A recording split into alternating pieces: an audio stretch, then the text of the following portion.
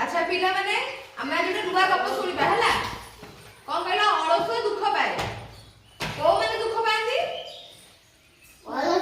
ଅଳସୁଆ କିଏ କୋ ମାନେ ଅଳସୁଆ ହେବେ ଠେକୁଆ ଗପ ଶୁଣିଲା ଠେକୁଆ ଗପ ଶୁଣିଲେ କହିଛି ଠେକୁଆ ଗପ ଏଠି କେମିତି ଠେକୁଆ କେତେ ଅଳସୁଆ ଥିଲା ହେଲା ଏଠି ସେମିତି ଅଳସୁଆ ଯେ ଦୁଃଖ ପାଇବା ଯେ କାମ ଧର ନ କରିବ ବସିବ ସେ ଅଳସୁଆ ହେଲା ଖରା ଦିନ ହୋଇଥାଏ କଳିଆ ଖରା ଘାସ ଉପରେ ପଡିଥାଏ ହେଲା ଘାସ ଭାରି ସୁନ୍ଦର ଦେଖା ଯାଉଛି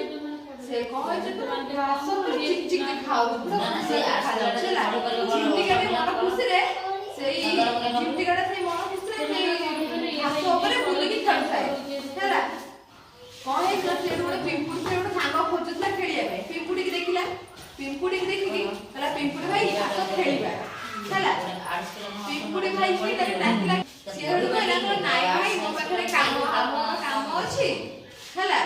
ମୋର କାମ ଅଛି ଆଉ ମୁଁ ଯଦି ଖାଦ୍ୟ ସଂଗ୍ରହ କରିବି ମୋର ଖେଳ ନାହିଁ ତମେ ତମର ଖେଳୁଥାଅ ଝିଣ୍ଟିକା ତାର ହସିଲା କହିଲା କେତେ ସୁନ୍ଦର ହେଇଛି ଖେଳିବା ପାଇଁ କେତେ ସୁନ୍ଦର ଦେଖାଯାଉଛି ଘାସ ତ ଖେଳିବା ପାଇଁ ଡାକୁଛି ସେ ମନା କଲା